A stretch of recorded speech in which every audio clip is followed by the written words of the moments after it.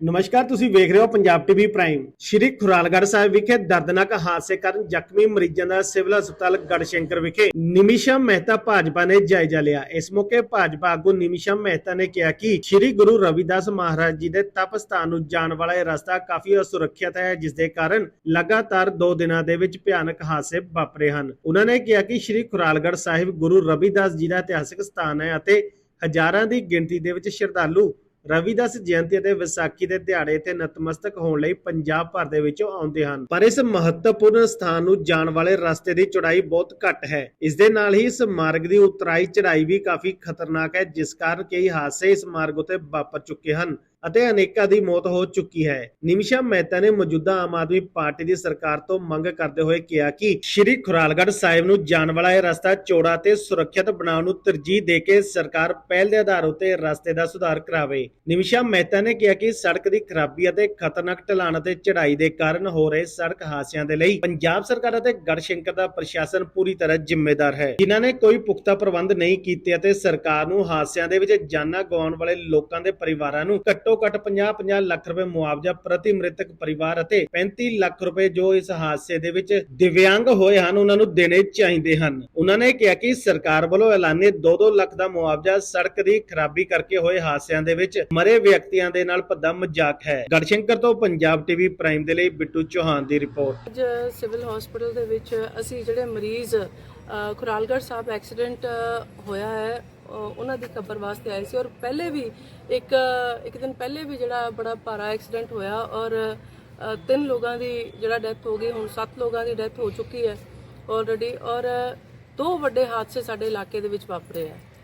ਦੁੱਖ ਦੀ ਗੱਲ ਇਹ ਹੈ ਕਿ ਰਸਤਾ ਜਿਹੜਾ ਹੈ ਬਹੁਤ ਹੀ ਨੈਰੋ ਹੈ, ਅਨਸੇਫ ਰਸਤਾ ਹੈਗਾ ਔਰ ਰਸਤਾ ਅਨਸੇਫ ਹੋਣ ਕਰਕੇ ਉੱਤੇ 2 ਐਡੇ ਵੱਡੇ ਹਾਦਸੇ ਵਾਪਰ ਚੁੱਕੇ ਔਰ ਇਹ ਪਹਿਲੀ ਵਾਰ ਨਹੀਂ ਹੋਇਆ, ਕਈ ਵਾਰੀ ਪਹਿਲੇ ਵੀ ਹਾਦਸੇ ਵਾਪਰੇ ਆ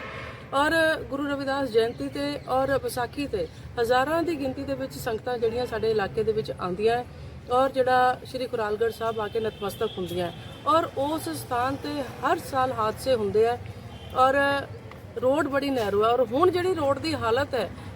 ਥੱਲੇ ਤੋਂ ਲੈ ਕੇ ਗੜਸ਼ੰਕਰ ਤੋਂ ਲੈ ਕੇ ਉੱਪਰ ਤੱਕ ਰਸਤਾ ਬਹੁਤ ਹੀ ਭਿਆਨਕ ਹੋ ਚੁੱਕਾ, ਬਹੁਤ ਹਾਦਸੇ ਹੋ ਚੁੱਕੇ। ਪਹਿਲੇ ਵੀ ਕਈ ਮੌਤਾਂ ਸਾਡੇ ਇਲਾਕੇ ਦੀਆਂ ਜਿਹੜੀਆਂ ਲੋਕਾਂ ਦੀਆਂ ਹੋ ਚੁੱਕੀਆਂ ਹੈਗੀਆਂ ਐਕਸੀਡੈਂਟਾਂ ਦੇ ਨਾਲ ਔਰ ਮੈਂ ਕਹਿਣਾ ਚਾਹਾਂਗੀ ਸਰਕਾਰ ਨੂੰ, ਮੈਂ ਅਪੀਲ ਕਰਦੀ ਹਾਂ ਕਿ ਸ਼੍ਰੀ ਖੁਰਾਲਗੜ੍ਹ ਸਾਹਿਬ ਜਿਹੜਾ ਤਪੋ ਸਥਲੀ ਹੈ ਗੁਰੂ ਰਵਿਦਾਸ ਮਹਾਰਾਜ ਜੀ ਦੀ, ਜਿੱਥੇ ਆ ਕੇ ਗੁਰੂ ਰਵਿਦਾਸ ਮਹਾਰਾਜ ਜੀ ਨੇ ਜਿਹੜਾ ਤਪੱਸਿਆ ਕੀਤੀ, ਉਸ ਸਥਾਨ ਨੂੰ, ਕਿਉਂਕਿ ਪੰਜਾਬ ਦੇ ਵਿੱਚ ਕੋਈ ਬਹੁਤ ਜ਼ਿਆਦਾ ਸਥਾਨ ਨਹੀਂ ਹੈਗੇ, ਉਹ ਇੱਕ ਬੜੀ ਮਾਨਤਾ ਜਿਹੜਾ ਵਾਲੀ ਸਥਾਨ ਹੈਗੀ ਹੈ, ਮਹੱਤਵਪੂਰਨ ਸਥਾਨ ਹੈ, ਉੱਥੇ ਉਹ ਰਸਤਾ ਜਿਹੜਾ ਕਮ ਸੇ ਕਮ ਸਰਕਾਰਾਂ ਚੌੜੀਆਂ ਕਰਨ। ਪਿਛਲੀਆਂ ਸਰਕਾਰਾਂ ਦੀ ਵੀ ਮੈਂ ਕਹੂੰਗੀ ਬਹੁਤ ਵੱਡੀ ਨਾਲਾਇਕੀ ਹੈ ਕਿ ਉਹਨਾਂ ਨੇ ਰਸਤਾ ਚੌੜਾ ਨਹੀਂ ਕੀਤਾ ਔਰ ਇਹ ਰਸਤਾ ਚੌੜਾ ਕਰਨ ਦੀ ਔਰ ਸੇਫ ਬਣਾਉਣ ਦੀ ਲੋੜ ਹੈ, ਕਿਉਂਕਿ ਉਤਰਾਈ ਚੜਾਈ ਵੀ ਬੜੀ ਅਨਸੇਫ ਹੈਗੀ ਔਰ ਇੰਜੀਨੀਅਰਿੰਗ ਜਿਹੜੀ ਰੋਡ ਦੀ ਮੈਂ ਸਰਾਸਰ PWD ਵਿਭਾਗ ਦੀ ਜਿਹੜਾ ਜ਼ਿੰਮੇਵਾਰੀ ਸਮਝਦੀ ਹਾਂ, ਜਿਹੜਾ ਇਹ ਇੰਨੇ ਬੁਰੇ ਐਕਸੀਡੈਂਟਸ ਹੋਏ ਆ ਔਰ ਜਿਹੜਾ ਰੋਡ ਦੀ ਅੱਜ ਭੈੜੀ ਹਾਲਤ ਹੈ ਔਰ ਸਰਕਾਰ ਨੇ ਜਿਹੜਾ ਮੁਆਵਜ਼ਾ ਜਾਰੀ ਕੀਤਾ ਹੈ ਸਿਰਫ 2 ਲੱਖ ਰੁਪਇਆ, ਮੈਂ ਸਮਝਦੀ ਹਾਂ ਇੱਕ ਬੜਾ ਭੱਦਾ ਮਜ਼ਾਕ ਹੈ। ਜਿਹੜੇ ਲੋਕ ਮਰ ਗਏ ਨੇ ਇਹਨਾਂ ਹਾਦਸਿਆਂ ਦੇ ਵਿੱਚ, ਅੱਜ ਜਿਹੜੇ ਮੰਤਰੀ ਹੈ ਉਹਨਾਂ ਦੀਆਂ ਤਨਖਾਹਾਂ ਦੇਖੋ ਕਿੱਥੇ ਜਾ ਰਹੀਆਂ ਹੈਗੀਆਂ ਔਰ ਇੱਕ ਗਰੀਬ ਨੂੰ ਸਾਰੀ ਜ਼ਿੰਦਗੀ ਜਿਹਦਾ ਪਰਿਵਾਰ ਦਾ ਮੈਂਬਰ ਚਲਾ ਗਿਆ ਉਹਨੂੰ ਕੇਵਲ 2 ਲੱਖ ਰੁਪਇਆ ਔਰ ਜੇ ਪਰਿਵਾਰ ਦੇ ਮੈਂਬਰਾਂ ਨੂੰ ਸੱਟਾਂ ਚੋਟਾਂ ਲੱਗੀਆਂ ਤਾਂ ਉਹਨਾਂ ਨੂੰ ਕੇਵਲ 1 ਲੱਖ ਰੁਪਇਆ। ਮੈਂ ਸਮਝਦੀ ਹਾਂ ਇਹ ਮੁਆਵਜ਼ਾ ਬੜਾ ਘੱਟ ਹੈ। ਸਰਕਾਰ ਨੂੰ ਉਹਨਾਂ ਗਰੀਬ ਪਰਿਵਾਰਾਂ ਨੂੰ ਘੱਟੋ ਘੱਟ ਜਿਨ੍ਹਾਂ ਦੇ ਮੈਂਬਰਾਂ ਦੀ ਡੈਥ ਹੋਈ ਹੈ 50 ਲੱਖ ਰੁਪਇਆ ਮੁਆਵਜ਼ਾ ਦੇਣਾ ਚਾਹੀਦਾ ਔਰ ਜਿਨ੍ਹਾਂ ਦੇ ਮੈਂਬਰ ਅਪੰਗ ਹੋ ਗਏ ਹੈ, ਕੰਮ ਕਰਨ ਯੋਗ ਨਹੀਂ ਰਹੇ, ਘੱਟੋ ਘੱਟ 35 ਲੱਖ ਰੁਪਇਆ ਮੁਆਵਜ਼ਾ ਜਿਹੜਾ ਪੰਜਾਬ ਸਰਕਾਰ ਨੂੰ ਜਾਰੀ ਕਰਨਾ ਚਾਹੀਦਾ ਹੈ। ਇਹ 2 ਲੱਖ ਦਾ ਮੁਆਵਜ਼ਾ ਜਿਹੜਾ ਕੁਝ ਬੜਾ ਮੰਦਭਾਗਾ ਹੈ ਕਿ ਹਰ ਸਾਲ ਜੋ ਸਮਾਗਮ ਕਰਾਇਆ ਜਾਂਦਾ ਸੀ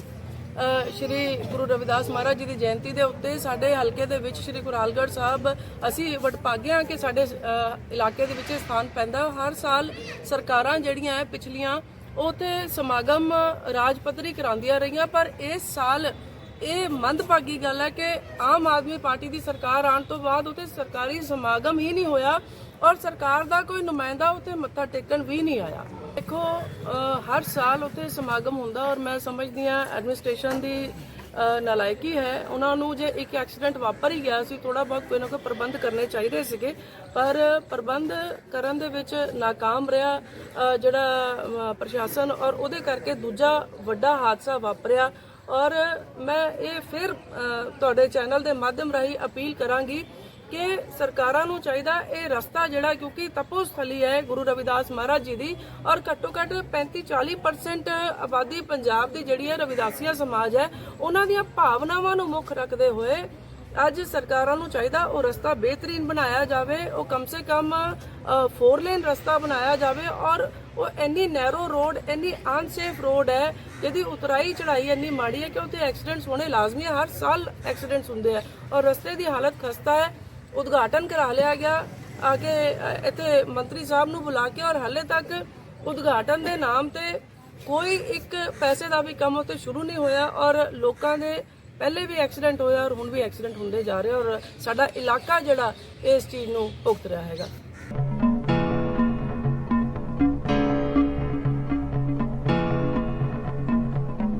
ਤੁਹਾਨੂੰ ਜਾਣ ਕੇ ਖੁਸ਼ੀ ਹੋਵੇਗੀ ਕਿ ਤੁਹਾਡੇ ਆਪਣੇ ਸ਼ਹਿਰ ਨੰਗਲ ਦੇ ਵਿੱਚ ਅਮੋਲ ਕਾਲੀਆ ਪਾਰਕ ਦੇ ਲਾਗੇ ਆਰਕੇ ਹਸਪਤਾਲ ਦੇ ਵਿੱਚ 24 ਘੰਟੇ ਮਾਹਿਰ ਡਾਕਟਰਾਂ ਦੀ ਦੇਖਰੇਖ ਦੇ ਵਿੱਚ ਸਿਹਤ ਸੁਵਿਧਾਵਾਂ ਦਿੱਤੀਆਂ ਜਾ ਰਹੀਆਂ ਹਨ, ਜਿਸ ਦੇ ਵਿੱਚ ਮੈਡੀਸਨ OPD, ਗਾਇਨੀ OPD, ਬੇਔਲਾਦ ਜੋੜਿਆਂ ਦੇ ਲਈ ਸ਼ਰਤੀਆ ਇਲਾਜ, ਨਾਰਮਲ ਅਤੇ ਸਿਜੇਰੀਅਨ ਡਿਲੀਵਰੀ ਅਤੇ ਹਰ ਤਰ੍ਹਾਂ ਦੇ ਆਪਰੇਸ਼ਨ ਦੂਰਬੀਨ ਦੇ ਮਾਧਿਅਮ ਨਾਲ ਕੀਤੇ ਜਾਂਦੇ ਹਨ। ਇਸ ਦੇ ਨਾਲ ਹੀ ਸਾਰੇ ਤਰ੍ਹਾਂ ਦੇ ਹੈਲਥ ਕਾਰਡ ਵੀ ਇੱਥੇ ਚੱਲਦੇ ਹਨ। ਸਭ ਤੋਂ ਵੱਡੀ ਗੱਲ, ਕਿਸੇ ਵੀ ਤਰ੍ਹਾਂ ਦੇ ਆਪਰੇਸ਼ਨ ਅਤੇ ਦਾਖਲੇ ਦੇ ਲਈ 0% ਇੰਟਰਸਟ ਰੇਟ ਉੱਤੇ ਲੋਨ ਵੀ ਉਪਲਬਧ ਕਰਵਾਇਆ ਜਾਂਦਾ ਹੈ। 24 ਘੰਟੇ ਦੀ ਸੁਵਿਧਾ ਦੇ ਨਾਲ ਹਸਪਤਾਲ ਦੇ ਵਿੱਚ ਹੀ ਫਾਰਮੇਸੀ ਅਤੇ ਲੈਬੋਰੇਟਰੀ ਵੀ ਮੌਜੂਦ ਹਨ।